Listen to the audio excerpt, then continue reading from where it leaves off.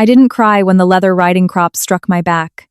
The sickening sound of leather tearing into flesh echoed through the dim, windowless wine cellar of the historic estate, sounding exceptionally piercing. Julian Vance's hand was steady.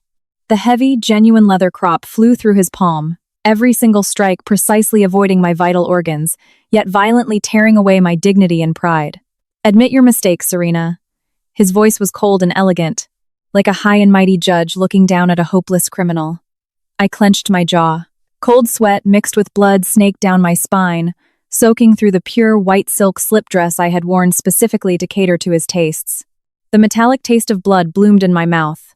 I swallowed the bitterness in my throat and forced myself to look up, my gaze bypassing his broad shoulders to look at my daughter shrinking in the corner, and at Chloe Jenkins, who stood by the door, covering her mouth and sobbing silently. Today was Lily's 5th birthday. Just 3 hours ago, I was in a penthouse suite at the Plaza Hotel in Manhattan, personally arranging pink balloons and a massive fondant cake for her. Julian had promised to cancel all his board meetings today to give our daughter a complete happy birthday. But when he pushed open the suite doors, he brought in not only the chill of late autumn, but also Chloe, her eyes red and swollen. In Chloe's hands was a shredded, custom Paris haute couture gown. It was a collector's item Julian had won at a Sotheby's auction last month, claiming it was a gift to thank Chloe for saving his life in a fire 5 years ago. It was supposed to be her outfit for the corporation's annual gala next week. Mrs. Vance, I know you've always been on guard against me, thinking I have ulterior motives staying by Mr. Vance's side. You could have taken it out on me. Why did you tell Lily to cut up this gown? This was Mr. Vance's heartfelt gift, Chloe cried, gasping for air, her frail shoulders trembling like a leaf in the wind. Before I could even open my mouth, Julian's backhand struck my face viciously. The sheer force of it sent me crashing into the table, knocking over the fondant cake. The delicate frosted ponies shattered into pieces, and colorful icing splattered all over me. Lily burst into terrified wails. She threw herself forward to hug my leg, but Julian grabbed her by the collar and casually shoved her to the bodyguard behind him. Take her back to the Greenwich estate. I'm going to teach her a lesson she will never forget. Julian's eyes were as cold as a frozen lake, leaving absolutely no room for me to defend myself. My memories were scattered by a fresh wave of excruciating pain on my back. The tip of the crop whipped across my exposed shoulder blade for the 20th time, pulling up a string of blood beads. A drop of warm liquid splattered outward, landing perfectly on Lily's brand new white tulle princess dress, blooming into a glaring red stain. Mommy, don't hit my mommy. Bad daddy, you're a bad man. Lily broke free from the bodyguard's grip. Like a desperate little beast, she charged forward, fiercely hugging Julian's thigh, and bit down hard. Julian hissed in pain, his brows instantly twisting into a tight knot. He instinctively kicked his leg out. How could Lily's pitiful amount of strength withstand the force of a grown man? She flew backward like a kite with a snapped string, her forehead crashing heavily against the edge of an antique oak console table. With a loud thud, blood instantly welled up from Lily's pale forehead, streaming down her tear-stained cheeks and merging with the bloodstains on her dress. Lily! I didn't know where I found the strength, but I broke free from the ropes binding my wrists and stumbled forward, pulling my daughter tightly into my arms. My trembling fingers covered her wound, but I just couldn't stop the warm, glaring red from flowing. Julian's movement froze in midair, the veins on the back of his hand holding the crop bulging. A fleeting flash of panic crossed his eyes, and he subconsciously took a step forward. Mr. Vance, your leg is bleeding, Chloe cried out with perfectly timed alarm. Her delicate body pressed against him as she used a faintly scented handkerchief to cover the fabric of his suit trousers where Lily had bitten him. Her tears fell rapidly. Lily is still little. Please don't be mad at her. It's all my fault. I shouldn't have mentioned the ruined dress. I only deserve to wear cheap clothes. I don't deserve your heartfelt gifts. Those words acted as a precise dose of poison, instantly extinguishing the tiny flicker of guilt that had just risen in Julian's heart. He stopped in his tracks, looking down at me from his towering height, his gaze returning to a state of disgust and cruelty. Look at the fine daughter you've raised, Serena. Like a feral brat. Where is her upbringing? You would use any underhanded means out of petty jealousy, even manipulating a 5-year-old child. You absolutely disgust me. My hands were still shaking. My daughter's weak whimpers were like a dull knife, slicing my heart bit by bit. I tilted my head up, looking at this man I had loved for 5 whole years. 5 years ago, to marry him, I didn't hesitate to hide my true identity and walk away from my position as a senior partner at a top Wall Street investment bank. I willingly trapped myself in this estate, learning to cook, learning to cater to his every mood. I thought even an iceberg would melt one day, that as long as I gave enough, he would eventually see me. But right now, looking at his handsome yet callous face, I only felt a freezing chill seeping from my very core. "Julian," I heard my own voice, as raspy as sandpaper grinding against a table. There was no hysteria, only a dead-water calm. I didn't cut the dress. Neither did Lily. "You didn't even investigate. You just used a private lynching against me based on Chloe's one-sided story. The security cameras captured it perfectly clearly. Besides you and Lily, who else went into that lounge?" Julian sneered. 5 years ago, Chloe suffered massive burns to her back to save me from that fire. She still aches on rainy days. She's so kind-hearted she wouldn't even step on an ant. Are you suggesting she cut up the dress herself to frame you? The life-saving grace from the fire. It was always this same narrative. My nails dug deeply into the flesh of my palms, bringing a sharp, piercing pain. In that fire 5 years ago, the person who actually dragged him out of the mangled car wreck, the one who was burned so badly she was nearly disfigured, was me. Chloe had simply happened to pass by, picked up the necklace I had dropped at the scene, and conveniently became his savior. I had tried to explain it once, but all I got in return was his mockery, accusing me of having ulterior motives and trying to steal someone else's credit. After that, I never brought it up again. I thought that as long as we were married and had a child, the past would be buried by time. But I was wrong. If you don't pull out a splinter embedded in your flesh, the whole piece of meat will just rot and fester. Are the 30 lashes done? I lowered my head, using my sleeve to carefully wipe the blood off Lily's face. Julian was stung by my unnervingly calm attitude, a trace of irritation flashing through his eyes. He violently threw the riding crop to the floor, where it landed with a sharp crack. "You can reflect on your actions right here in the cellar. You don't come out until you're ready to bow your head and apologize to Chloe." He turned around, wrapped his arm around Chloe's frail shoulders, and strode toward the door. "Cut off all her food, water, and medical supplies. No one is allowed to visit without my permission." The heavy iron door slammed shut with a teeth-setting screech of metal. The sound of the lock clicking thoroughly severed all light from the outside. The cellar was left with only a dim wall sconce emitting a sickly, pale glow. "Mommy, it hurts." Lily nestled in my arms, her little hands tightly clutching my tattered collar, her voice as weak as a newborn kitten's. Suppressing the tearing agony on my back, I hugged her tighter. I ripped off the torn hem of my silk dress, tearing it into strips to hastily bandage the wound on her forehead. "Don't be afraid. Lily, Mommy is here. After tonight, Mommy will take you away from here. We're never coming back." I pressed against her ice-cold cheek, and my tears finally fell without warning. It wasn't because of the pain, nor the injustice. It was because of a ridiculous sense of awakening from a long delusion. I, Serena Sterling, the youngest daughter of the top-tier billionaire Sterling family, a financial prodigy who held half of Wall Street's resources in the palm of her hand. Back then, for a self-righteous notion of love, I defied my father and brothers, retracted all my brilliance, and willingly became a toothless tiger trapped in this man's backyard. I thought this was compromising for love. It turned out, in the eyes of others, it was just being cheap. Blood mixed with cold sweat clung to my skin. Freezing air drafted through the door crack, making my whole body shiver. In the dark, I fished out a smartphone with a shattered screen from my pocket. Fortunately, it could still turn on. The screen lit up with a faint glow, illuminating my pale, ghost-like face. I didn't look at the fake, affectionate messages Julian used to send, nor did I check the hypocritical pleasantries in the wealthy wives group chats. I scrolled through my contacts, my fingertips stopping on a number I had kept on the block list for 5 whole years. I hit unblock. I dialed. There was only a brief ring. The call was picked up almost the very second it went through. From the receiver came a man's deep, resonant voice, carrying an almost unbelievable, trembling tone. "Serena? Sebastian." My cracked lips moved, the warmth in my eyes fading thread by thread, leaving only bottomless, freezing ice. On the other end of the line, Sebastian Sterling, the eldest Sterling son who controlled global financial lifelines, sucked in a sharp breath. Immediately after, there was a massive crash of a chair falling over, followed by the terrified gasps of a room full of Wall Street executives. "Where are you? Who bullied you? Why is your voice so weak?"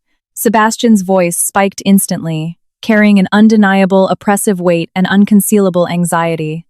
"Brother," I lowered my eyes, looking at the blood on Lily's dress. My voice was as light as a breeze, yet every word carried a blade. "I'm done playing. The Vance family is making me miserable. I want them to disappear." The line fell dead silent. Only Sebastian's heavy breathing could be heard. 5 seconds later, he spoke just 3 words. "Got it. Wait." Hanging up the phone, I held the gradually sleeping Lily and leaned against the freezing wall. The wounds on my back had hurt until they were numb, but I felt more lucid than I had ever been in my life. Julian thought he controlled my lifeline. He thought I was a canary who wouldn't even be able to afford cold medicine once I left the Vance family. He had no idea what kind of monster he had unsealed when he shattered that door today. The long night passed in dead silence. Early the next morning, the iron door was pushed open from the outside. Blinding sunlight rushed in, stinging my eyes so badly I couldn't open them. Standing at the door wasn't Julian, but the Vance family's butler.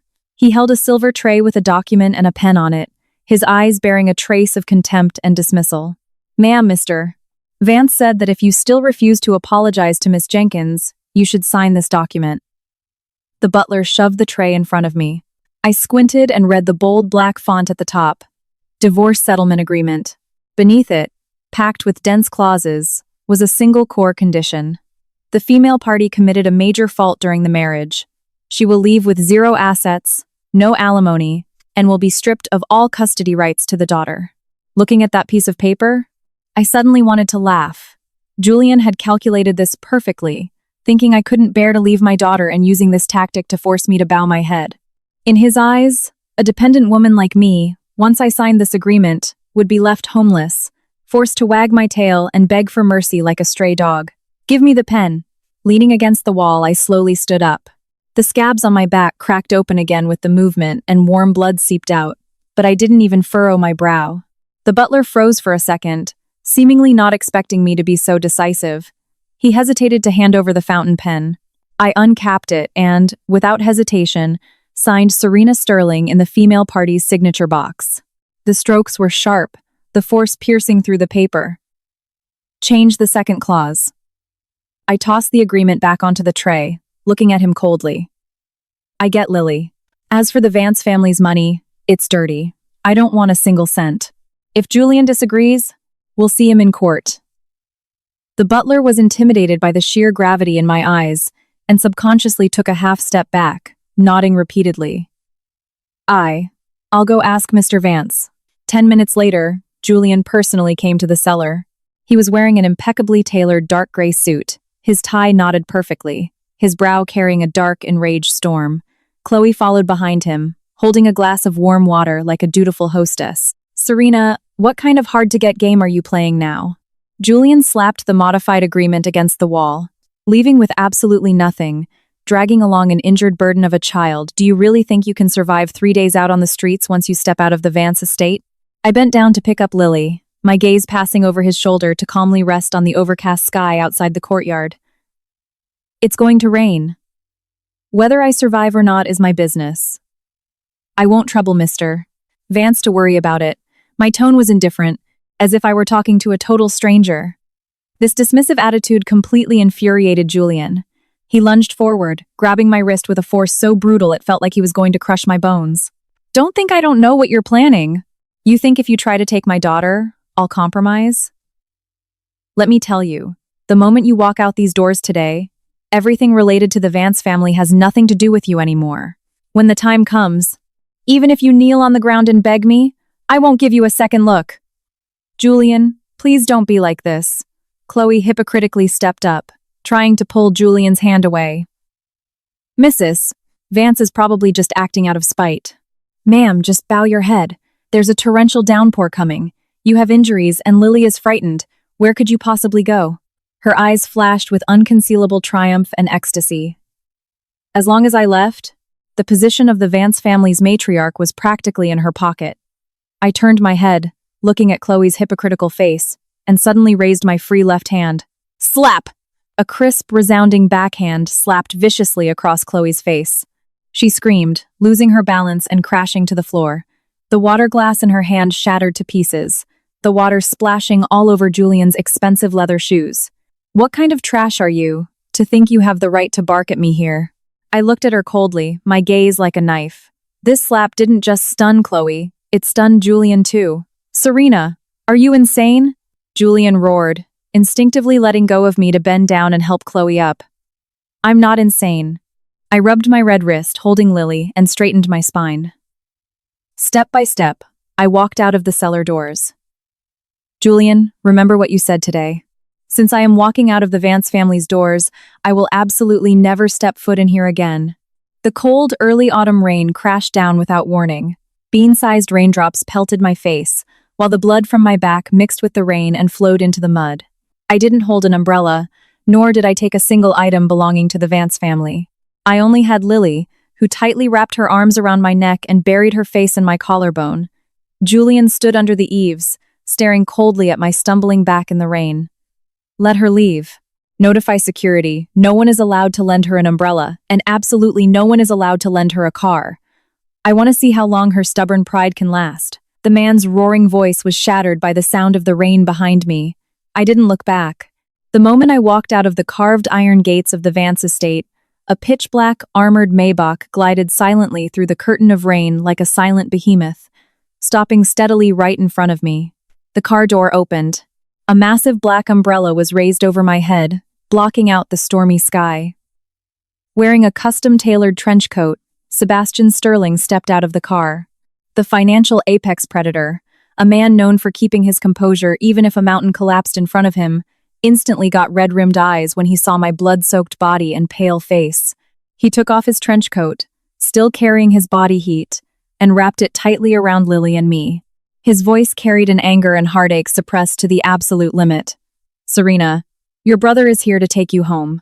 The interior of the car was filled with a faint scent of agarwood mixed with leather, isolating the raging storm outside. Sebastian didn't ask what I had been through these past 5 years, nor did he ask where the shocking, horrific wounds on my back came from. He simply stayed silent, turning up the climate control and pulling a sterile gauze pad from the car's mini-fridge. His movements were stiff yet extremely careful as he pressed it against the edge of the still bleeding wounds on my back. I turned my head to look at the streetscape flying by outside the window. The gray silhouette of the Vance estate had been completely left behind in the depths of the rain. "Don't go to the hospital." I pressed down on Sebastian's hand as he prepared to give the driver orders. My voice was dry from the rain and the pain. "Go to the Hudson Valley estate. Have Dr. Carter bring a private medical team there. I don't want my itinerary leaving any records in any public hospital system." Sebastian gripped my ice-cold fingers in return. The temperature of his palm was burning hot. His jawline tightened into a razor-sharp curve, the dark storm surging in his eyes, looking like he was suppressing the urge to tear someone limb from limb. "Okay, whatever you say." His voice was hoarse. He turned and pressed the intercom button to the partition, issuing a brief command. The Hudson Valley estate was a hidden property owned by the Sterling family in New York State. It covered a massive expanse of land, and its security level was on par with a bank vault. By the time the car drove into the underground garage, an 8-person medical team led by top surgical expert Dr. Carter was already waiting by the elevator. The surgical lights flared above us, illuminating the spacious, sterile operating room. A nurse used medical shears to cut away the silk dress that had been soaked stiff by blood and rainwater. The moment the fabric peeled away from my flesh, it brought a bone-deep agony. I bit down on a roll of gauze, cold sweat breaking out layer by layer, yet I didn't let out a single cry of pain. 30 lash wounds. 5 of them reached the dermis layer, accompanied by mild infection and soft tissue contusion. "Doctor?" Carter looked at my back. His brows knotted tightly. The tweezers in his hand clinked against the metal tray. "Mr. Sterling, the wounds need to be debrided and sutured. Without anesthesia, a person won't be able to withstand it. No anesthesia." I spat out the gauze in my mouth, my hands gripping the edge of the surgical bed so hard my fingernails nearly bent backward. "I need to remember this pain." Sebastian stood outside the glass partition, looking at my bloody back. He slammed a fist against the bulletproof glass, making the entire wall rattle. The debridement process felt like rolling through a vat of boiling oil. Saline solution flushed over the torn flesh, and iodine burned the festering edges. I closed my eyes, my mind constantly flashing to Julian's callous face as he held the riding crop, and Chloe's triumphant smile as she hid behind him. By the time all the wounds were treated and wrapped in thick, sterile dressings, I was so exhausted it looked like I had just been fished out of a lake. In the adjacent suite, the wound on Lily's forehead had also been properly bandaged. The little girl had likely cried herself out. She was currently sinking into the soft, cloud-like duvet, sleeping peacefully, though tear tracks still marked the corners of her eyes. I changed into a clean silk robe, draped a cashmere shawl over my shoulders, and walked to the floor-to-ceiling window in the living room. The rain had stopped. The night view of the city stretched out below, neon lights blinking like a flowing river of stars. Sebastian handed me a glass of hot milk, then sat on the leather sofa opposite me. His long legs were crossed, his knobby fingers holding a freshly printed document. Julian Vance's corporation is preparing to ring the bell on the NASDAQ next month. This is the blood and sweat he's been preparing for 3 years. Once the IPO succeeds, Vance Enterprises' market value will quadruple, and he'll completely solidify his place at the top of the New York business circles. Sebastian tossed the document onto the coffee table. The sound of paper sliding was exceptionally clear in the quiet living room. How do you want him to die? I held the milk, the warm glass comforting my icy palms. The higher you climb, the harder you fall. I blew on the hot milk and took a sip, my gaze landing on the bold black letters on the first page. Vance Enterprises, U.S. IPO Prospectus. Brother, the lead underwriter responsible for reviewing Vance's IPO on Wall Street is Morgan & Co., right? Sebastian raised an eyebrow, a flash of admiration passing through his deep eyes. Your intelligence network is as sharp as ever. The current CEO of Morgan & Co. happens to be your sister-in-law's younger brother. Cut off his cash flow. I set the glass down and tapped my fingertip lightly on the glass coffee table, making a dull thudding sound. Julian leveraged all of Vance Enterprises' premium assets to the banks for this IPO, signing massive valuation adjustment agreements. As long as the IPO process gets stalled and the capital chain breaks, those institutional sharks and Wall Street short sellers who smell blood will swarm in like piranhas and eat Vance Enterprises alive. That's just the appetizer. Sebastian pulled a fountain pen from his suit pocket and drew a massive red X across the cover of Vance's prospectus. The nib tore through the paper. Before the market opens tomorrow morning, I'll dump 30% of Vance's circulating shares in the secondary market through the Sterling family's offshore accounts. Doesn't he like being high and mighty? I'll let him taste what it's like to plummet from the clouds into the mud. Brother, don't let him die too fast. I looked up, my eyes so calm there wasn't a single ripple. I want him to watch helplessly, as the things he cares about most turn to ash in his own hands, one by one. Early the next morning, a massive earthquake erupted in the New York business sector. Inside the CEO's office on the top floor of the Vance Enterprises skyscraper, Julian violently smashed his antique porcelain coffee cup against the mahogany desk. Brown liquid splattered all over the scattered financial reports on the floor. What did you say? Morgan unilaterally halted the IPO review. Julian slammed both hands onto the desk, his tie loosened, his eyes bloodshot from pulling an all-nighter. Standing across from him, the CFO was sweating profusely, the hand holding his tablet shaking like a leaf. Morgan replied that they received an anonymous tip-off that Vance Enterprises has severe financial fraud and fraudulent asset collateralization. The SEC has officially intervened to investigate. Until the investigation is concluded, the IPO process is indefinitely frozen. Bullshit! Our books are watertight. Where is this financial fraud coming from? Julian roared. Go investigate. Find the person who made the anonymous tip, and immediately contact Mr. Davis at Chase Bank. Get that $300 million bridge loan that matures next month extended for another 3 months. The CFO swallowed hard, his voice taking on a crying tone. Mr. Vance, Mr. Davis just blocked your number. Not just him. All the banks we normally have good relationships with issued internal memos early this morning comprehensively freezing any new lines of credit to Vance Enterprises. Furthermore, a massive amount of short sellers suddenly flooded the secondary market, insanely dumping several of our core stocks. It hasn't even been 10 minutes since the market opened, and we've already hit the circuit breakers. Julian looked as if all the strength had been sucked out of him. He collapsed into his executive chair. How could this happen? Everything happened too fast, too precisely. It was as if an invisible giant hand had seized Vance Enterprises by the throat overnight. Just then, the office door pushed open. Chloe walked in holding a cup of custom-brewed artisanal espresso. Her face bore exquisite makeup. She wore a pricey Chanel haute couture dress, and she strutted in on 4-inch heels, her figure swaying. "Julian, don't work too hard. Have some soup to nourish yourself." She walked over sweetly, attempting to stroke Julian's shoulder. "Get lost!" Julian, frustrated and frantic, swatted her hand away. The bowl crashed to the floor, the sticky liquid staining the expensive Persian rug. Chloe froze, her eyes instantly turning red as she bit her lower lip grievously. "Julian, are you yelling at me because Serena left? Are you taking your anger out on me?" But she was so ruthless when she left, even taking Lily with her. "She doesn't care about you at all." These words stepped perfectly onto Julian's landmines. He took a deep breath, suppressing the vicious fire in his chest, and pinched the bridge of his nose. "Sorry. The company has run into a situation. Go home for now. Don't bother me at the office for the next few days." Looking at Julian's exhausted face, a trace of calculation flashed in Chloe's eyes. She knew Vance Enterprises might be in trouble. But in her eyes, Julian was omnipotent in New York. What trouble couldn't he fix? The priority right now was to solidify her status as the lady of the house while Serena was out of the picture. "I won't disturb your work, but Lily's kindergarten has a parent-child event next week.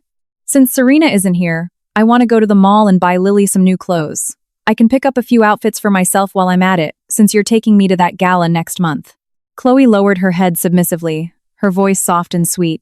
Julian had no time to deal with such trivial matters. He casually pulled out a no-limit Centurion black card and tossed it on the desk. "The pin is 6 zeros. Go buy what you want." Wild joy flashed in Chloe's eyes. She tightly gripped the black card, turned around, and walked out of the executive office. At 3:00 p.m., at Saks Fifth Avenue, New York's premier luxury shopping destination, I wore a wide-brimmed sun hat and sunglasses, dressed in a loose linen maxi dress that perfectly concealed the wounds on my back. Lily was wearing a cute bucket hat that covered the bandages on her forehead. After a night's rest, the little girl was in much better spirits. I brought her out to pick out some new seasonal clothes and to get some fresh air.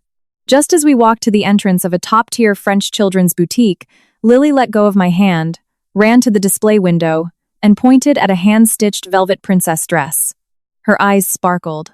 "Mommy, that dress is so pretty. It looks like something a princess in a fairy tale would wear." I walked over, just about to ask the sales associate to take the dress down for her to try on, when the sharp, piercing sound of high heels clicking against the marble floor came from behind me. It was accompanied by a strong, cheap perfume scent. "Wrap that dress up for me, and those coats over there. Wrap them all up in a size 6. I could recognize that voice with my eyes closed. I slowly turned around. Chloe was standing in the store, arrogantly holding 7 or 8 designer shopping bags. Behind her were 2 mall attendants tasked with carrying her things. When she saw Lily and me, the expression on her face was first shock, which quickly morphed into undisguised mockery and triumph. "Well, well, isn't it Serena?" Chloe stepped closer on her high heels, her gaze sweeping up and down my unbranded linen dress before she let out a sneer. How does someone who left the Vance family with absolutely nothing have the spare cash to stroll around a place like this? With the clothes here, even if you wash dishes for the rest of your life, you couldn't afford a single sleeve. Sensing the awkward tension, the sales associate stood uncomfortably to the side. Lily, terrified, hid behind me, her little hands tightly gripping my dress as her voice trembled. "Mommy, bad lady?" I gently patted Lily's hand to soothe her, then took off my sunglasses. My gaze, sharp as a blade, scraped across Chloe's heavily powdered face. "Chloe, it seems the slap from yesterday still hasn't taught you how to act like a human being." My tone was flat, not even bothering to bestow a shred of anger upon her. Chloe felt a chill under my stare, but feeling the Centurion card in her purse gave her renewed confidence. She took a step forward, snatching the velvet dress the associate had just taken down. She raised her chin high. "Serena, quit putting on airs. Do you think you're still the high and mighty Mrs. Vance? Right now you're nothing but a homeless stray dog. I like this dress, and I'm spending Julian's money to buy it. What's it to you?" Saying that, She slapped the black card onto the cashier's counter with a loud smack. Swipe the card. Wrap up every single one of the most expensive kids' clothes in this store. Even if I use them as floor rags at home, I'm not leaving a single piece for this little burden to wear. The sales associate looked at me in a difficult spot, then looked at the black card in Chloe's hand. She hesitantly picked up the barcode scanner. Go ahead and try swiping it. I crossed my arms and coldly spat out the words.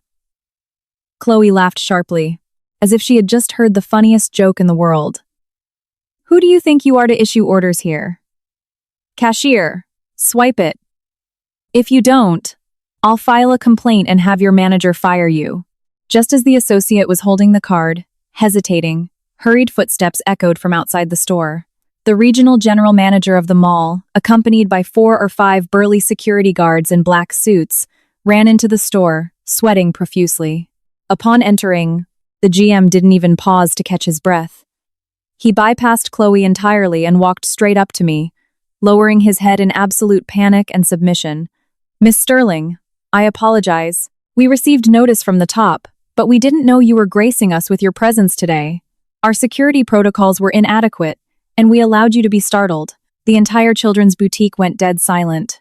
Chloe's hand, which had been pointing at the card, froze in mid-air like a duck that had been suddenly grabbed by the neck. She stared in disbelief at the mall's general manager, a man who normally even Julian Vance had to show some respect to currently bowing to me like a lowly servant.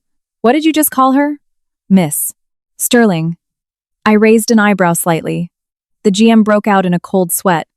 Sebastian Sterling, the living Grim Reaper of the Sterling family, personally called to inform us that the eldest daughter had been wronged in our mall.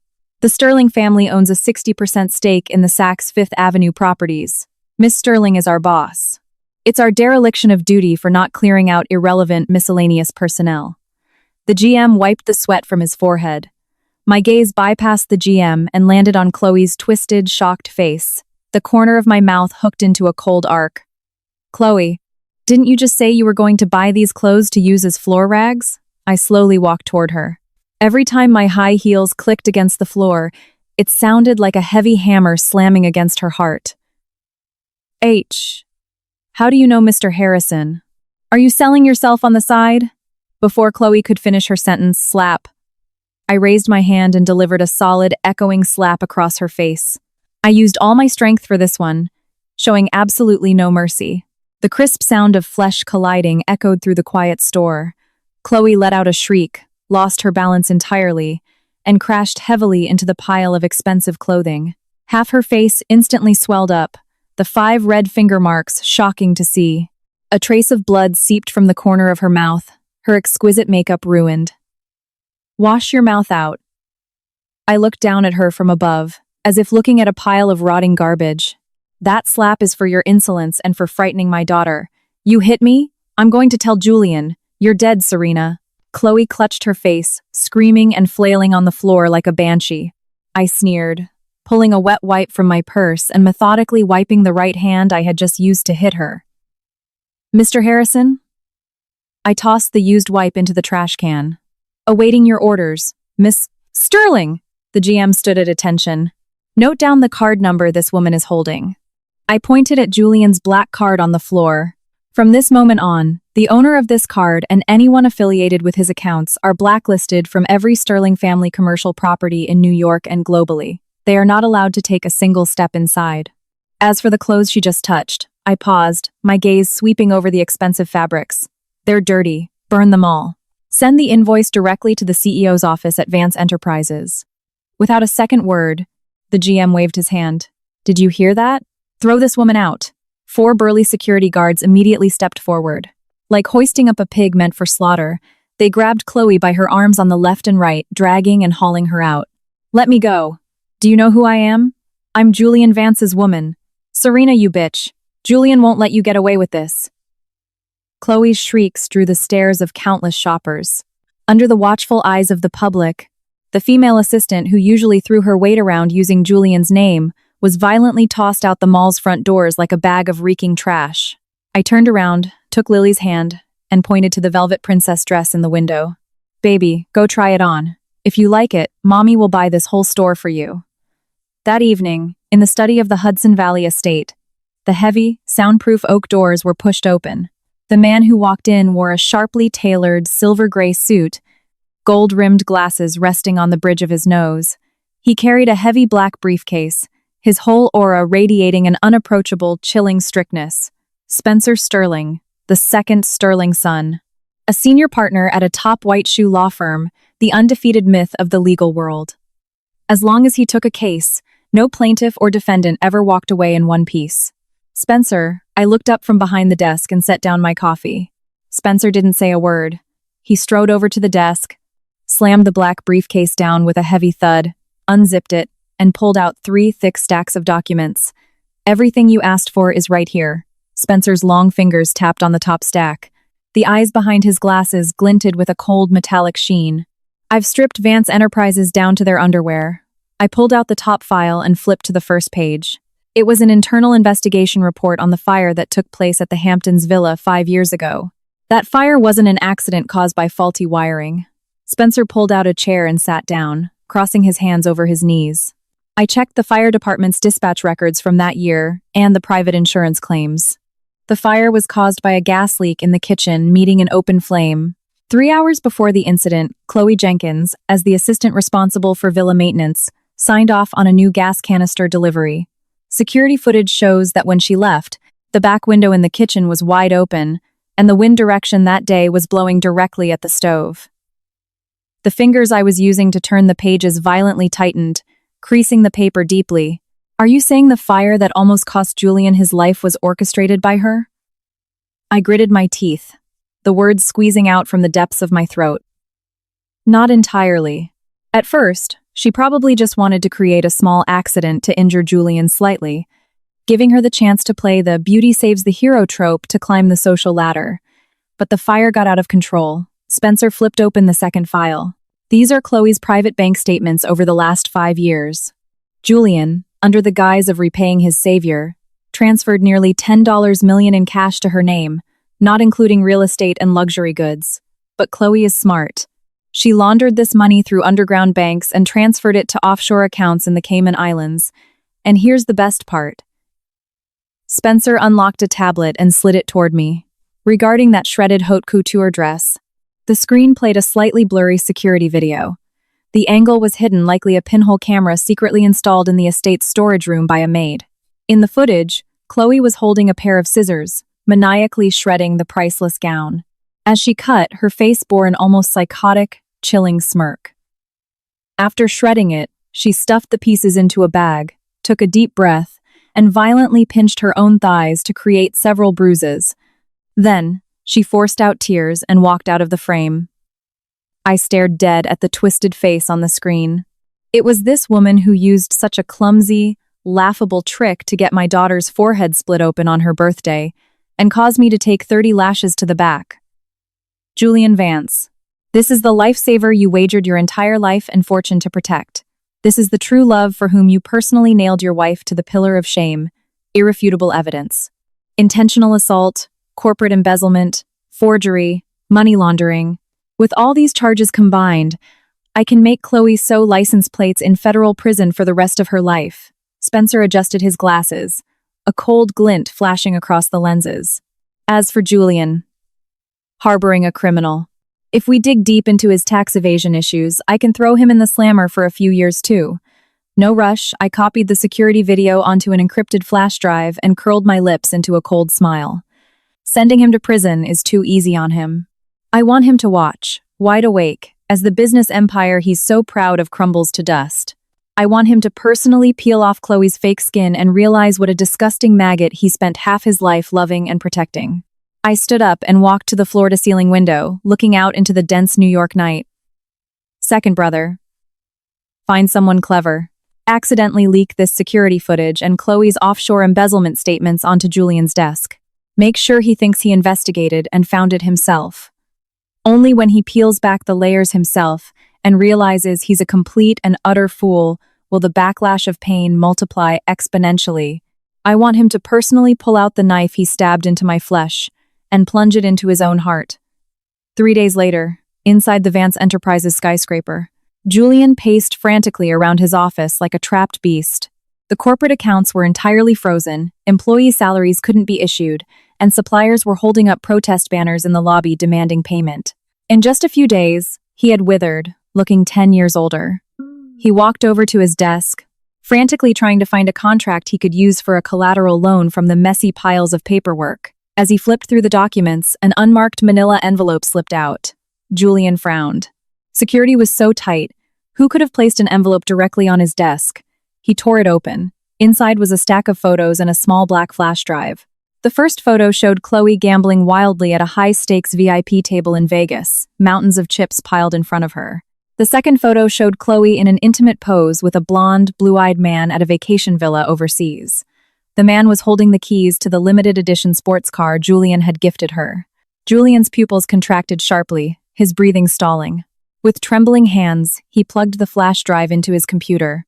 The screen lit up, and the footage from the storage room played, accompanied by clear audio. Chloe's actions shredding the dress, her psychotic smirk, and the entire process of her pinching her own thighs to play the victim. It acted like a sharp iron hammer, smashing against Julian's taut nerves blow after blow. Clatter. The computer mouse in Julian's hand dropped to the floor, shattering into pieces. The blood in his body seemed to flow backward in that moment. A freezing, bone-piercing chill shot from the soles of his feet straight to his brain. That was the reason he had taken a leather whip and lashed Serena 30 times to avenge Chloe. That was the catalyst that made him call his own biological daughter a feral brat and leave Lily with a bleeding head. Fake. This is impossible, Julian muttered to himself, but his logic ruthlessly told him that the crazed woman in the video was indeed Chloe, and the transactions on those bank statements were all siphoned directly from Vance Enterprises' accounts under absurd pretexts. An incredibly absurd thought exploded in his mind. If even the shredded dress was a self-directed act by Chloe, what about the fire 5 years ago? That woman who kept saying she was left with a body full of scars to save him, was she truly his savior, or a complete and utter fraud? He recalled Serena's despairing yet calm eyes in the cellar. He recalled her words, "I don't want a single cent." Intense remorse gnawed at his heart like a venomous snake. He bolted out of his office like a madman. He had to find Serena. He had to figure all of this out. At Chase Private Wealth Management Center in Manhattan. This location only received top-tier VIP clients with 8-figure assets and above. The front doors utilized a dual authentication bulletproof glass system requiring fingerprints and iris scans. Julian's Bentley slammed on the brakes right in front of the bank, the tires screeching against the pavement. He threw the door open and stumbled blindly toward the entrance. He had just found out that Serena had a joint account at this bank that had long been closed. It was the only lead he could find. "Sir, please stop. This is a private VIP area." 2 burly security guards stood like iron towers in front of the glass doors. Julian's eyes were bloodshot. He looked like a madman who had lost all reason. "Get out of the way. I need to see Serena. She's in there, isn't she? Let me in. Apologies. Without an appointment or VIP status, you cannot enter." The security guard coldly adjusted his sunglasses, unceremoniously blocking Julian. Julian tried to force his way in, but one of the guards easily pinned him against the wall with a grappling hold, his cheek pressed against the cold marble. Right at that moment, the heavy bulletproof glass doors emitted a soft electronic chime and slowly slid open. Wearing an impeccably tailored black trench coat and glossy Louboutin heels, I walked out slowly, flanked by 5 or 6 suited bank executives and private wealth advisors. The CEO of Chase Private Wealth personally held the glass door open for me, bowing slightly, his tone extremely respectful. "Miss Sterling, the $5 billion in your frozen accounts has been fully unfrozen and offshore clearing is complete.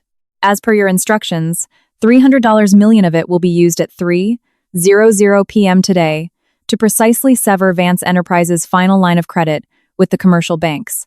I, wearing my sunglasses, nodded expressionlessly. "Thank you for your hard work, Serena." A hoarse, dry voice carrying a heavy metallic tang came from the side. I stopped and turned my head. Julian was pinned against the wall by security, his suit messy, his hair disheveled. Those eyes of his that were once so insufferably arrogant were now bloodshot and filled with shock. He stared at me, his gaze shifting from the trembling bank executives behind me to my cold face. $5 billion. Severing lines of credit. These phrases acted like steel needles, puncturing Julian's last shred of delusion. He finally understood that the giant hand-choking Vance Enterprises was none other than the wife he had hung up in a cellar and whipped 30 times. "Let him go," I ordered lightly, my voice not loud, but carrying an undeniable, oppressive weight. The security guards immediately let go and stepped aside. Julian's legs gave out, and he nearly dropped to his knees. He staggered over to me, reaching out, wanting to grab my sleeve. "Serena, listen to me. Let me explain. The dress. I saw the video. Chloe, that bitch, she lied to me. I wronged you. I know I was wrong. Forgive me, okay? We'll remarry. I'll kick that bitch out of New York immediately." His voice was filled with pleading, his posture pathetic to the absolute extreme. Looking at him like this, I didn't feel a single ounce of pleasure. Instead, I felt immensely disgusted. "Don't touch me with your dirty hands." I took a half step back, my eyes looking at him as if he were a piece of disease-ridden trash. I slowly took off my sunglasses, staring directly into his fear-filled eyes.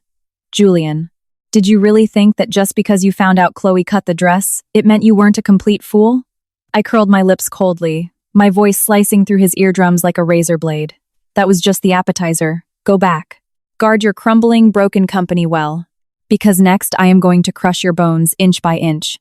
I turned around and, surrounded by the executives, walked toward the waiting Rolls-Royce Phantom, leaving Julian with only an absolute, resolute back view. From behind me came Julian's despairing roar, sounding like a wild beast trapped in a snare, slowly bleeding out. Back at the Hudson Valley estate, the night was shattered by a sudden, violent autumn storm. Sawyer Sterling, the third brother, leaned against the black and white marble bar in the living room, a lit cigar pinched between his fingers. He was the mastermind behind the country's largest media conglomerate, holding the power of life and death over countless celebrities and elites. With a single word, he could turn the Twitter trending charts completely upside down. Seeing me walk in, he slid a tablet across the counter toward me, a layer of frost settling in his eyes. "The financial statements and offshore accounts Spencer found are too boring. The public won't understand them. To deal with a face-saving man like Julian, we have to stab the knife right into his jugular." I lowered my eyes to the screen. It was an audio file paired with the dark security footage from outside the cellar. The footage didn't capture the actual abuse, but the sound of the leather crop tearing into flesh rang out with a sickening crack. Crack. So clear it made one's scalp go numb. Accompanying the whipping was Julian's chilling voice. "Take her back to the estate. I'm executing family discipline." Immediately following was Lily's heart-wrenching crying and Chloe's fake melodramatic pleading. This mere 3-minute video had already surpassed 80 million views across all major social media platforms and was multiplying at a terrifying rate. 7 of the top 10 trending topics had dark red hot tags next to them. Number Vance CEO private lynching. Number NYC billionaire abuses wife. And 5-year-old number manipulative assistant fakes saving life. Vance Enterprises PR department is paralyzed. Sawyer tapped the bar counter nonchalantly. They tried to spend money to suppress the trending topics, but the servers of the entire internet are under my control. Forget taking down the hashtags. Right now, they can't even post a PR apology statement. Once the fire of public opinion starts burning, the very foundation of Julian's proud corporate empire will turn to ash. I picked up the glass of ice water next to me and took a sip. The cold water slid down my esophagus into my stomach, suppressing the very last ripple of emotion in my heart. Let the fire burn hotter. I set the glass down, the glass clinking sharply against the marble. Release the news that he's pledging his shares to save the market tomorrow. I want Vance Enterprises retail investors to trigger a stampede-style sell-off the exact second the market opens tomorrow morning. Sawyer hooked his lips into a smile and snapped his fingers. As you wish. That night, no one in the New York business world slept. Early the next morning, the doors to the top-floor boardroom of Vance Enterprises were violently pushed open by several gray-haired board members. Julian sat slumped in the CEO's chair, his chin covered in rough stubble, his tailored suit wrinkled and sticking to his body. An entire night of phone calls, bombardments, and bank collections had drained every ounce of pride from him. Crash. A heavy crystal ashtray was smashed right at Julian's feet. Glass shards flew everywhere. "Julian Vance, look at what you've done. the largest shareholder of Vance Enterprises, who was also Julian's own uncle, pointed at his nose and cursed furiously. Because of your unpresentable mistress, Vance Enterprises stock opened with a limit down. Billions in market value evaporated entirely within half an hour. The banks cut our credit. Suppliers are blocking the lobby demanding money. You've destroyed generations of the Vance family's blood and sweat, uncle. I'll find a way to raise the money. Julian's voice was hoarse as he tried to explain. Raise money? What are you going to use to raise it? The shares in your hands are worth less than toilet paper right now. The old shareholder slammed a joint resolution heavily onto the desk. The board of directors has unanimously voted to remove you as CEO. Get the hell out of this building right now and go fix the mess you created. If Vance Enterprises goes bankrupt, I'm holding you solely responsible. Looking at the resolution stamped with bright red seals, Julian's Adam's apple bobbed with extreme difficulty. He had lost. He had lost thoroughly and utterly, without any ability to fight back. He walked out of the Vance skyscraper like a walking corpse. He was met head-on by the flashing cameras and microphones of countless reporters. The bodyguards fought desperately to escort him into a car. Outside the window, furious retail investors threw rotten eggs and garbage at him. The sticky egg yolk streamed down the windshield, blocking all his vision. Returning to his private suburban villa, Julian pushed open the door and bumped right into Chloe, who was holding 2 large Hermes suitcases, looking panicked and ready to leave. Seeing Julian's ruined state, a flash of disgust crossed Chloe's eyes, but she quickly covered it up with fake tears. Julian, you're back. It's too chaotic outside right now. The reporters are like madmen. Let's go abroad to lay low for a while, okay? We'll come back when the storm passes. She spoke while trying to grab Julian's hand. Julian looked down, his gaze falling onto her half-open suitcase. It was stuffed with stacks of US dollars, gold bars, and the emerald jewelry that had originally belonged to Serena. Lay low? The corners of Julian's mouth twitched, letting out a bone-chilling, tragic laugh. He suddenly lunged out, his hand viciously clamping down on Chloe's throat, pinning her entire body against the cold wall. His knuckles turned white from the excessive force. You lying bitch. You destroyed my company. You destroyed my life. And now you want to take my money and run? Julian's eyes were crimson, like a beast forced into a dead end, the veins on the back of his hand bulging. Chloe's eyes rolled back as she was choked. Her hands desperately clawed at Julian's arm, her legs kicking wildly in the air. Save me. She squeezed out broken syllables from her throat. Just as she was about to suffocate, Julian let go, tossing her aside like a piece of reeking, rotten meat. Chloe collapsed into a puddle of mud on the floor, clutching her throat and coughing violently, greedily gasping for air. Julian crouched down, grabbed her by the hair, and forced her to lift her swollen face. You set the fire. You cut the dress yourself. You lied to me for 5 whole years. You made me personally beat and drive away the person who actually saved me. He raised his hand and slapped Chloe's face continuously, left and right, delivering over a dozen solid, brutal slaps. He hit her until the corners of her mouth split, and she spat out broken teeth mixed with blood. Drop the money. Get into the basement. Without my orders, if you dare take one step out of this house, I'll break your legs. Julian kicked the suitcases over, snatched Chloe's passport and phone, turned around, and staggered up the stairs. He had to go raise money now. He had to go beg the rivals he had once stepped on. Even if he had to get on his knees, he had to save Vance Enterprises. Late at night, in the freezing, damp basement, the air smelled of mold. Chloe curled up in the corner, her cheeks swollen like balloons. She chewed on her torn fingernails, her eyes filled with venomous, poisonous resentment. She knew Julian was finished. If she stayed here, she would eventually be eaten alive by his debt collectors. She needed to get her hands on a massive sum of money and sneak out of New York without a trace. Using the dim light in the corner, she pulled a burner phone out from the lining of her bra. She used it to contact underground channels. She dialed a number, her voice filled with the madness of a desperate fugitive. Scarface, help me pull off a big job. I want to kidnap someone. When it's done, I'll give you 10 million. A rough, grating laugh came from the other end. Miss Jenkins, all of New York is looking to give you trouble right now. Your job sounds pretty risky. Cut the crap. The target is a 5-year-old girl, Serena Sterling's daughter. She left with nothing. She definitely doesn't have many bodyguards around her. Once we grab that brat, Serena has more money than we could ever want. Hanging up the phone, a hideous curve formed at the corner of Chloe's mouth. Serena, you backed me into a corner. I'm going to make you taste a pain worse than death. The next afternoon, sunlight rare to New York's recent gloom finally pierced the clouds. I arranged for the medical team's private car to take Lily to a private hospital downtown for a checkup on her forehead wound. To keep a low profile, I didn't use the Sterling family's motorcade.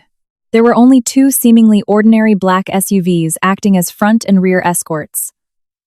As the cars drove into a narrow, one-way street, a heavy truck loaded with steel rebar suddenly jackknifed ahead of us. The piercing sound of brakes screeching tore through the sky. The truck's massive body instantly blocked the entire road. "Ma'am, we have a situation." The Sterling family's elite shadow guards in the front seat quickly drew their sidearms, their eyes vigilantly scanning the surroundings. Behind us, two gray, fake-plated vans roared up, completely sealing off our retreat. The doors slid open with a loud clatter, and over a dozen thugs wearing ski masks, holding iron pipes and machetes, swarmed out like a tidal wave, frantically smashing our car windows. "Protect the miss and the little miss." The shadow guards pushed the doors open and engaged the thugs in close combat. The sound of fists hitting flesh and bones snapping echoed through the narrow street. I pulled Lily tightly into my arms and pressed the emergency panic button inside the car. Just then, a smoke grenade rolled in through a crack in the shattered window. Thick white smoke instantly filled the cabin. The acrid smell made my eyes tear up and made it hard to breathe. A rough, calloused hand reached accurately through the smoke and grabbed Lily's arm. "Mommy!" Lily screamed, tightly gripping my clothes. "Let her go." I pulled a tactical dagger from my boot and stabbed it viciously into the back of the man's hand. The man let out a muffled grunt but didn't let go. Instead, he yanked hard, violently tearing Lily out of my arms. "Miss Sterling, if you don't want your daughter to lose her life, sit still." A gruff voice sounded in the smoke. Immediately after, the van's engines let out a deafening roar. The tires screeched against the asphalt, leaving a burnt rubber smell as they sped away. As the smoke cleared, two shadow guards lay on the ground covered in blood. My arms were empty. Only one of Lily's little leather shoes was left behind. I gripped the dagger so tightly, the blade cut into my palm. Blood dripped onto the shoe, drop by drop. There was no fear, no panic. An icy, absolute killing intent crawled from my spine, spreading inch by inch through my entire body, entirely freezing whatever humanity I had left.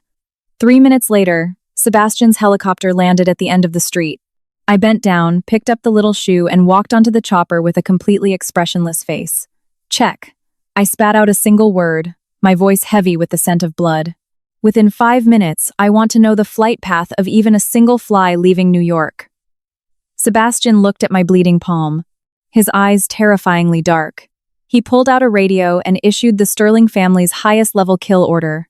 "Initiate the Skynet protocol. Lock down every land, sea, and airport in New York. Deploy the 3 mercenary squads currently resting in South America. Fully armed, drop them into New York." As the helicopter navigated through the clouds, the phone in my pocket buzzed. It was a video text message from an unknown number. Clicking the video, the background was an abandoned shipyard, waves crashing against rusted metal. Lily was tied to a broken wooden chair, a towel stuffed in her mouth. Her large eyes were filled with terrified tears. Chloe's face, caked in cheap foundation, appeared on screen. She was playing with a sharp box cutter, the tip casually tracing the edge of Lily's delicate cheek. "Serena, do you see your precious baby?" Chloe laughed like a deranged lunatic. "I'll give you half an hour. Prepare $5 million in non-sequential, used bills, and a fully fueled speedboat. You bring the money alone to the old Staten Island shipyard. If you dare call the cops or bring a single extra person, I will slice her face into ribbons." The video cuts off. I tossed the phone aside and used medical bandages to wrap my injured right hand, layer by layer, until my palm stopped bleeding. "Brother," I looked at Sebastian sitting across from me. "Let me go alone." Sebastian's brows knitted tightly. "Serena, these people are desperate fugitives. It's too dangerous for you to go alone. She owes me this." I pulled out a custom silver Browning pistol from my holster, expertly pulling the slide back to chamber a round. The crisp, metallic clack echoed in the cabin.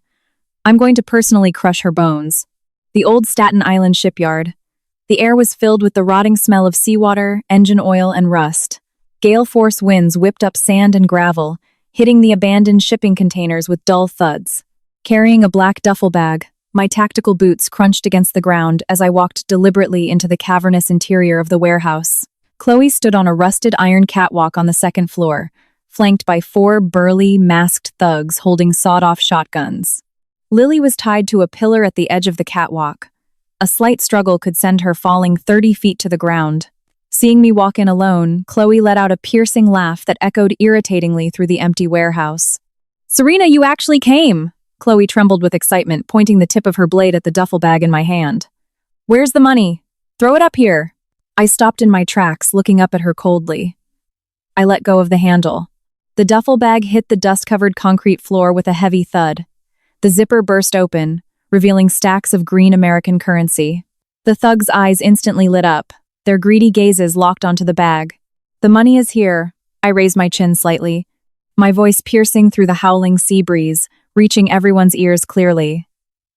"Let the child go." Chloe swallowed greedily, but the venom in her eyes grew even thicker. She grabbed Lily by the hair, pressing the blade of the box cutter right against Lily's jugular vein. "Let her go? In your dreams?" Chloe's face twisted with extreme jealousy and madness. "Serena, why were you born a billionaire heiress? Why could you so easily destroy everything I fought so hard to steal? Julian, that idiot, abandoned me. Did you think I was just going to let this go? What do you want?"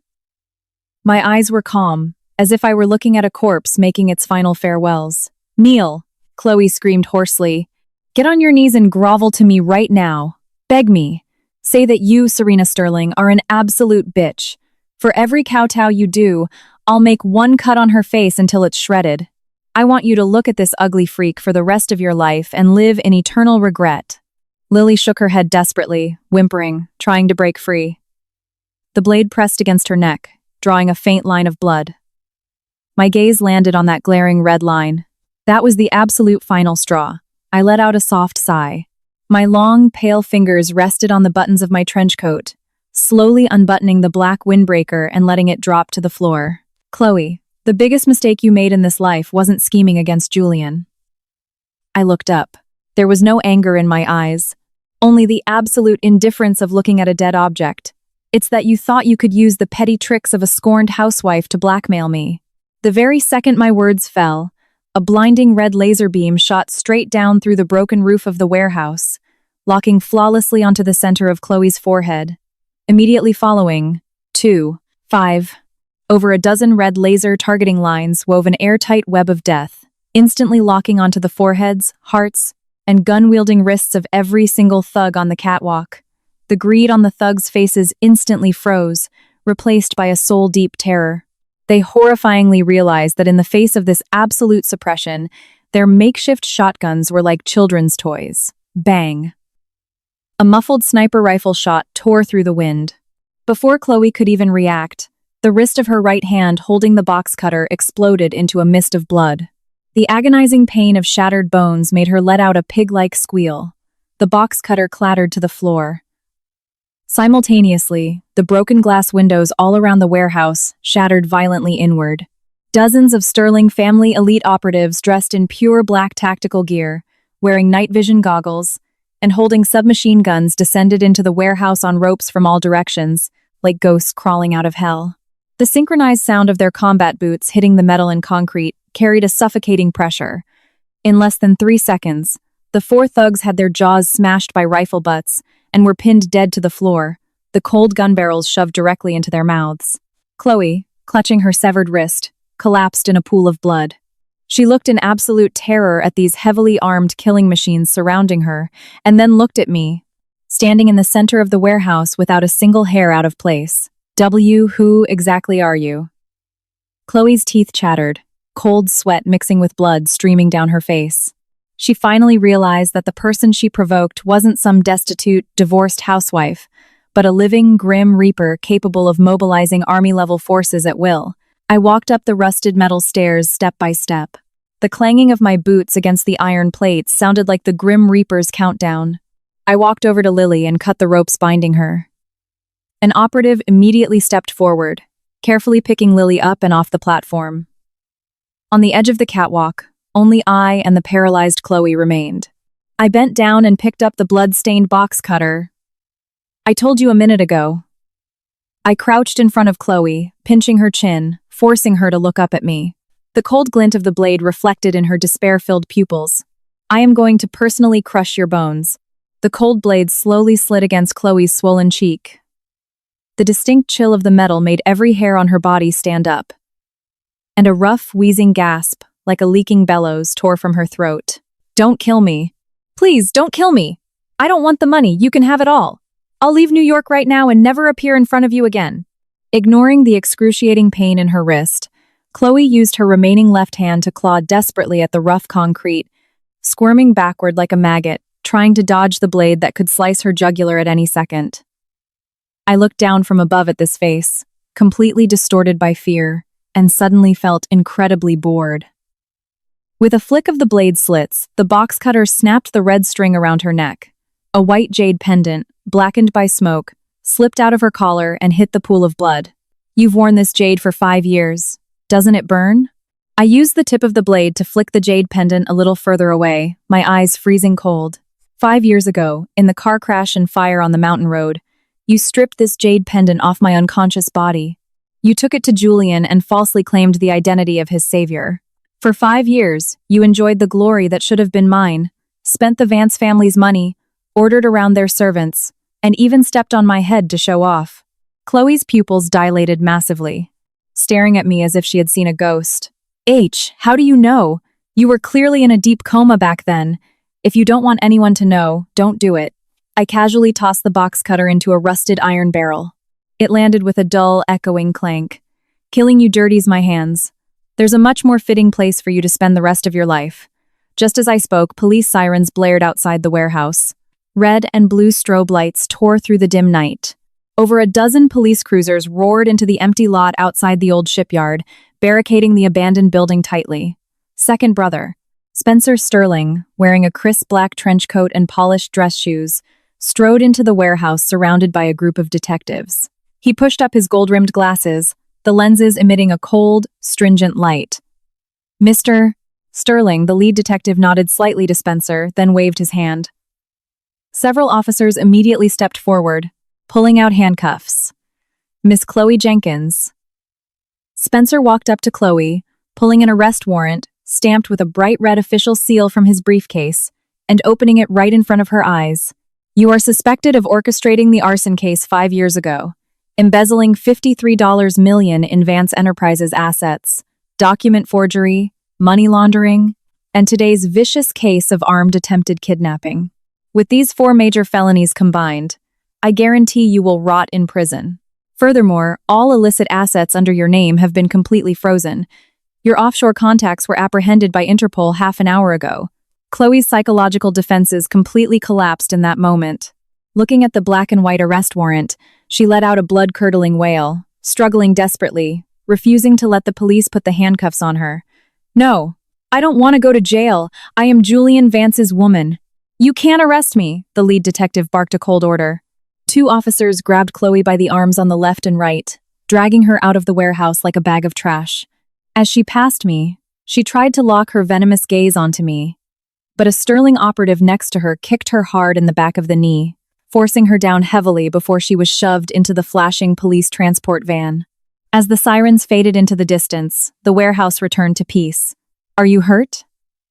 Spencer put away the arrest warrant and walked over, his eyes skimming the bandage on my right hand, his brows furrowing slightly. I'm fine, just a scratch. I shook my head, turning to look at Lily, who was safely held by an operative. Though terrified, the little girl had calmed down after seeing me, and was now resting obediently on the operative's shoulder. Just as we prepared to evacuate, a black Bentley with a caved-in front bumper rushed madly into the lot outside the warehouse. With an ear-piercing screech of brakes, it stopped less than 30 feet from us. The door was violently pushed open from the inside. Julian stumbled out of the car. He wasn't wearing a jacket. His white dress shirt was covered in dust and mud, his hair a complete mess. He had tracked Chloe here using a GPS locator hidden in the suitcase full of cash, But he never expected to run head-on into an ironclad Sterling family military formation. He stood frozen in place. His gaze swept over the heavily armed elite shadow guards bearing the Sterling family crest on their chests, over the heavy helicopter parked nearby, and finally locked dead onto Lily, who was protected in the center by Spencer and me. Serena, Lily. Julian's Adam's apple bobbed violently. His cracked lips trembled, the sound coming out of his throat raspy, as if ground by sandpaper. He staggered forward a step, wanting to get closer. Click-clack. The synchronized sound of dozens of assault rifles being racked echoed through the night sky. Dozens of black muzzles instantly swiveled, aiming squarely at Julian's head. If he dared take even half a step forward, he would be shot into a honeycomb. Julian's footsteps stopped dead in midair. He looked at me, those eyes that used to always show arrogance and disdain now brimming with deep terror and disbelief. Who exactly are you? Why did they call you the eldest daughter? Julian's voice trembled. Although he was a fool, having climbed the corporate ladder in New York for so many years, it was impossible for him not to recognize the crest of the top-tier Sterling family. Spencer sneered, taking a step forward to block me. Mr. Vance, let's reintroduce ourselves. Standing in front of you is the sole heiress of the Sterling family, the true pearl of the Sterling dynasty. She is also the anonymous investor who single-handedly orchestrated the Wall Street merger 5 years ago that pulled Vance Enterprises back from the brink of bankruptcy. That sentence was like a thunderbolt striking directly onto Julian's skull. His proud business empire, the confidence that made him think he controlled everything, turned into a massive joke in this instant. It turned out that the top-tier resources he had painstakingly tried to climb the social ladder for had been sleeping on the pillow right next to him all along. It turned out that the weak housewife he thought couldn't survive without him was the true power broker who could crush Vance Enterprises to dust with the snap of her fingers. Impossible. This is impossible. Julian grabbed his head. His knees gave out, and he fell heavily to his knees on the rough gravel. The sharp rocks pierced his suit trousers, blood seeping from his knees, but he seemed unable to feel the pain. Serena, you lied to me. Why did you lie to me? If you had told me your identity earlier, how could I? How could I have degraded you for someone like Chloe? I pushed past Spencer's shoulder and slowly walked over, stopping 3 paces away from Julian. I looked down at him. Julian, you truly disgust me. Even now, you are still measuring everything with money and power. If you knew my identity, you would wag your tail begging for mercy like a dog, placing me on a pedestal. But that wouldn't be love. That would be sycophancy. I pulled a fire-damaged, warped black velvet box from my trench coat pocket. I had just found this inside Chloe's scattered suitcase when I had the guards sweep the scene. Haven't you kept saying all along that Chloe was your savior? Didn't you beat your own wife and daughter half to death just to repay her? I gripped the box, my voice devoid of any warmth. Julian, open your damn eyes and look closely. Who was it that dragged you out of that exploding car? I threw the box hard against his face. The box bounced open, and a blackened silver ring with melted edges rolled out, stopping right by Julian's knee. Julian's gaze fell onto the ring. Even though the inside of the ring had been scorched by extreme heat, 2 sets of initials could still be clearly made out: SS and JV, Serena Sterling, Julian Vance. This was a pair of plain silver rings I had personally polished at an old silversmith shop in the city before we got married. The matching men's ring had been tossed deep into his drawer because he claimed it didn't fit a CEO's image, and he never wore it again. But this women's ring I had treated like a priceless treasure, wearing it on my left ring finger at all times until that fire 5 years ago. Julian began to tremble violently. He reached out, his hand shaking as if touching red-hot branding iron, to pick up the ring. The fragmented memories of that fire acted like razor blades caught in a hurricane, frantically slicing through his brain. The burning wreckage of the car, the heavy smell of gasoline, the crushed doors trapping his legs. He remembered struggling in despair inside the car, the flames licking his clothes.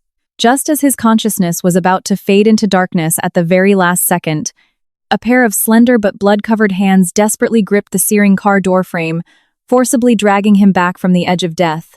He remembered that as the woman held him and rolled down the embankment, her back slammed heavily against a burning crossbeam. He remembered the acrid smell of scorching flesh. When he woke up, the person sitting by his bed crying profusely was Chloe. Chloe held the jade pendant picked up from the scene, pointed at the fake burn marks on her thigh, and naturally became his savior. And Serena? Julian snapped his head up, his bloodshot eyes staring at me.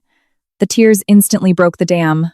He finally understood why, for the past 5 years of marriage, my back would break out in cold sweats on rainy days, hurting so much I couldn't stand straight. He finally understood why, when I took off my clothes, there was a massive, horrific burn scar on my back that even skin grafts couldn't fully remove. That leather crop in your hand in the cellar struck squarely on the spine that was once crushed by a burning beam to protect you.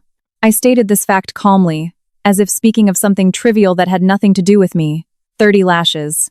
The first 10 beat away our affection. The 20th beat away any gratitude. The 30th took half my life. I bent down slightly, looking at his face that was twisting and convulsing in extreme agony. Julian, you personally hung the biggest benefactor of your life from the rafters and whipped her until she was dripping with blood.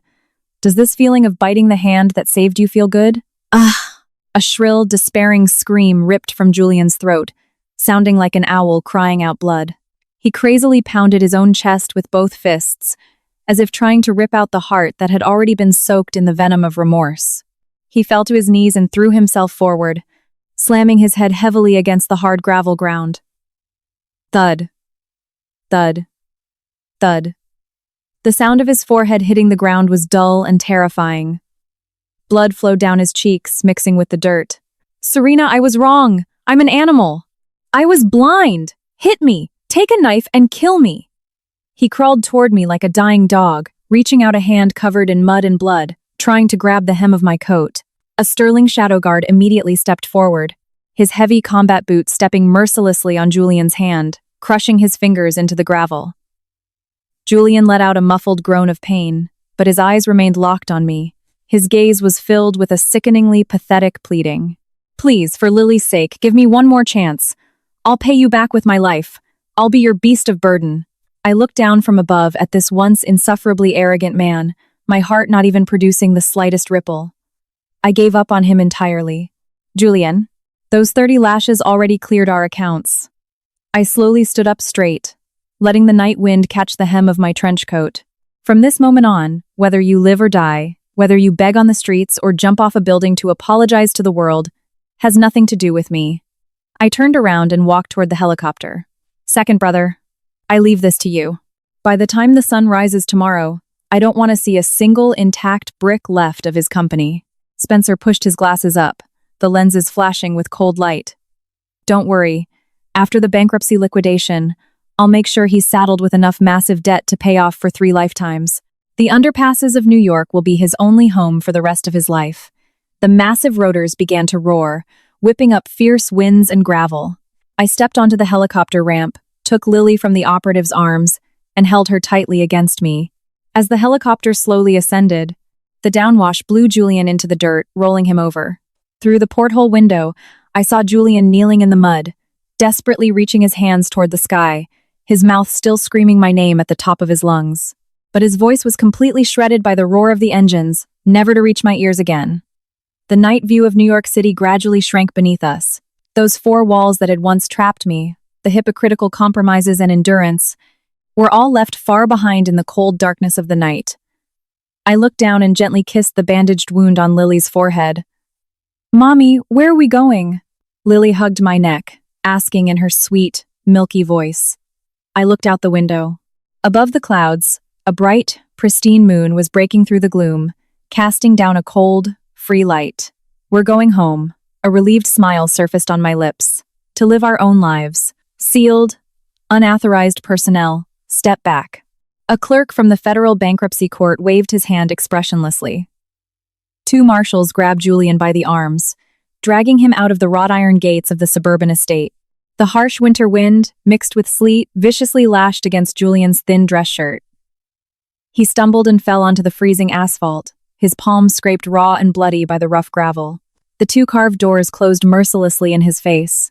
With the click of the lock, the last shred of dignity belonging to Julian Vance, once a New York billionaire, was completely ripped away. In just half a month, Vance Enterprises went from a giant on the verge of a NASDAQ IPO to a corporate corpse utterly picked clean by various capital vultures. Sebastian's short selling and severing of the capital chain was only the first step. Following that, Spencer submitted a 1,000-page dossier of ironclad evidence to the court detailing financial fraud and dual contract tax evasion. The IRS fully moved in to audit the books. All real estate, stock shares, and offshore trusts under the Vance name were entirely frozen and auctioned off. To fill that massive financial hole, Julian not only lost his shirt but also found himself personally liable for $3 billion in joint debt. He became a rat running across the street, a deadbeat debtor everyone wanted to beat. Lying on the freezing ground, Julian, trembling, pulled a cracked, cheap burner phone from his pocket. It was the only thing of value he had left. He scrolled through the contacts, dialing the numbers of the people he used to call brothers at cocktail parties. "Sorry, the number you dialed is busy." "Julian, are you crazy? You dare call me? Are you afraid the Sterling family won't figure out we know each other? Get lost. Hey, if you want to beg for food, go to the overpass. Don't dirty my caller ID." The dial tones acted like poison thorns, stabbing into his bullet-riddled heart. He finally accepted the reality. In this game of absolute power, no one dared to throw him even a single strand of straw. The Sterling family didn't even need to use any underhanded tactics. Simply cutting off the Vance family's oxygen tube was enough to suffocate him to death. Freezing rain mixed with snow began to fall. Julian pulled his torn shirt tighter. Like a zombie missing its soul, he dragged his numb legs step by step toward the hidden Sterling family estate in the Hudson Valley. From the city limits to the mountain estate, it was a grueling 20 miles. He had no money for a car. He could only measure the distance with his feet. The soles of his shoes wore through, the bloody water from his toes leaving a trail of glaring red prints in the snow. For 3 days and 3 nights, Julian knelt like a homeless stray dog before the 30-foot-high black and gold wrought iron gates of the Sterling estate.